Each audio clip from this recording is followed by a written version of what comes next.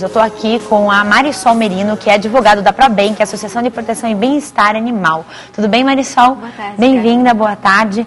Marisol, a gente tem algumas fotos de uma cadelinha chamada Ginger, que a gente vai mostrar para você daqui a pouco, que é o seguinte, a gente vai falar um pouquinho mais sobre essa violência absurda que acontece com os animais. Todos os animais, mas a gente vai falar aqui dos animais domésticos, né? Normalmente, quem é o agressor? O agressor pode ser até um vizinho, uma pessoa próxima, principalmente nos casos de envenenamento, né? Uma pessoa que está incomodada com o cão pelo barulho, até porque não gosta do animal, né? Ou até mesmo pessoas que nem têm contato com o animal, assim, violência gratuita, como foi o caso da Ginger, parece. Exato. Me fala um pouquinho do caso da Ginger, daqui a pouquinho a gente vai mostrar as fotos dela. A Ginger procurou a ONG numa sexta-feira, a dona da Ginger procurou a ONG numa sexta-feira no final da tarde, desesperada, que a cachorrinha tinha sofrido várias facadas, chutes, estava num estado grave, né? O veterinário atendeu, fez todos os procedimentos necessários para recuperá-la e na semana seguinte nós a levamos para fazer a denúncia na Delegacia de Proteção ao Meio Ambiente. O problema, a maior dificuldade que encontramos foi encontrar testemunhas que pudessem apontar o infrator. Havia pessoas que sabiam qual poderia ser uma pessoa que já havia ameaçado a cachorrinha porque estava bêbado num bar. Então saiu e ameaçou a cachorrinha por, como falei, violência gratuita, né? Mas essas pessoas não quiseram testemunhar ou também ficaram receosas. Então o que aconteceu? O inquérito praticamente ficou parado. Não há muito o que fazer nesse caso. Gente, para quem faz isso com o animal, vocês não imaginem o que essa pessoa faz com o ser humano. Eu vou mostrar as fotos da Ginger para vocês agora, vamos lá. Me fala um pouquinho dessas fotos. Ela teve perfurações no pulmão, também perfurações na mandíbula. A mandíbula dela foi deslocada também. Essa é parte da boca que atravessou, a faca atravessou a mandíbula de cima a baixo, praticamente. E também, além dos pulmões e desse deslocamento de mandíbula, ela foi chutada várias vezes. Ela estava praticamente à beira da morte. Pelo que as pessoas contaram, ela foi jogada numa vala do Rio Barigui, né? E ela apareceu na casa da dona toda cheia de barro. A dona não percebeu os ferimentos ao primeiro momento. Quando levou para dentro e deu o banho, é que ela verificou que saía sangue com o barro e que percebeu a gravidade da situação. Tá aí um exemplo para vocês que estão nos assistindo, de pessoas que não têm nenhum amor nem por si próprias, né? Porque fazer isso com um bichinho inocente que não sabe nem falar e dizer o que está sentindo é porque realmente a pessoa não presta em nem um pouco. Agora, por que a lei é tão branda nesse sentido? Com os animais selvagens, sabe que a lei é muito mais severa, né? Me fala um pouquinho sobre essa diferenciação. Os animais selvagens, silvestres, digamos assim, eles têm duas leis de proteção. A lei de proteção à fauna e também a lei de crimes ambientais. E eles têm um aparato maior, geralmente a Justiça Federal que cuida mais desses casos. Tem o IBAMA, nós temos órgãos de defesa de proteção ao animal que ficam em cima dessa questão. Já os animais domésticos, eles entram na lei de crimes ambientais, que a pena é de 3 meses a 1 ano de prisão mais multa. O que acontece? Como é uma pena de leve, digamos assim, é considerado um crime de menor potencial ofensivo, esse tipo de crime é julgado no juizado especial criminal. E onde há uma série de mudanças, transação penal que a gente chama. Em vez de cumprir uma pena restritiva de liberdade, a pessoa pode prestar um serviço comunitário ou pagar cestas básicas. Então, na verdade, a punibilidade é muito branda. É complicado isso. Realmente. Isso dificulta muito, né? A justiça nesse país, não só para outras situações, mas também para a proteção animal.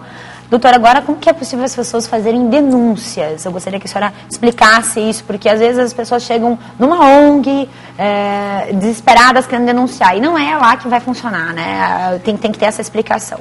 É muito mais correto as pessoas procurarem o distrito policial mais próximo da sua residência ou do próprio local do fato para relatarem o que aconteceu. Geralmente o delegado, o escrivão, vai fazer um termo circunstanciado constando todo esse relato. Se a pessoa puder tirar fotos ou tiver um laudo do veterinário, em caso de envenenamento principalmente, que sem o laudo não tem como comprovar o fato, né, pode levar junto. E com isso, a partir do momento que ela provocou a autoridade policial, o próprio inquérito vai seguir sozinho até a hora que o Ministério Público vai entrar com a ação penal. Ou seja, a pessoa não vai ter que se preocupar em dar andamento ao processo, ela tem que ao menos fazer a denúncia para demonstrar que aquilo está acontecendo naquela região. Apontar o infrator, né, possíveis testemunhas e deixar que a autoridade policial continuará com o resto do trabalho. né? O Ministério Público, que faz a tutela dos animais, em termos gerais pela lei, ele é que vai ter todo o trabalho de fazer a condenação do infrator, que vai ao fórum judicial, que vai fazer o processo judicial em si.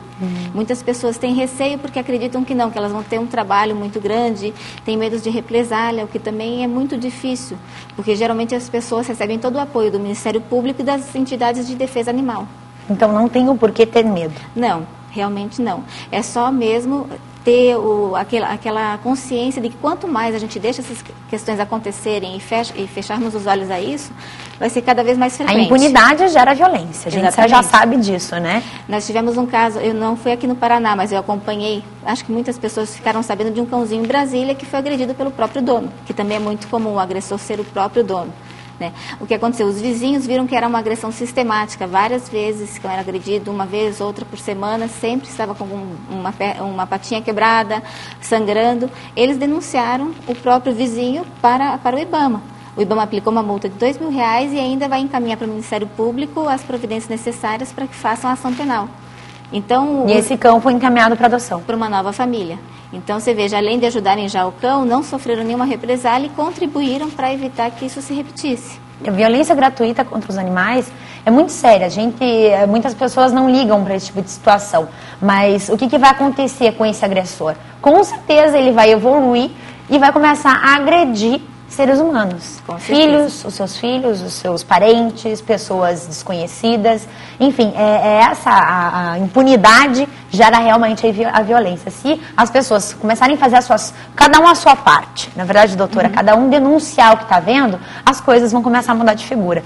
Porque a partir do momento que chega a polícia na sua porta, bate lá, ó, a gente veio ver como é que está esse animalzinho que nós recebemos aqui, né, uma denúncia de maus tratos. Aí a pessoa já vai pensar 2 vezes antes de agredir, seja um animal, seja uma pessoa, não interessa. Tem que cada um fazer a sua parte para que as coisas comecem a acontecer, né, doutora? Exatamente. E infelizmente porque tem ocorrido com muita frequência.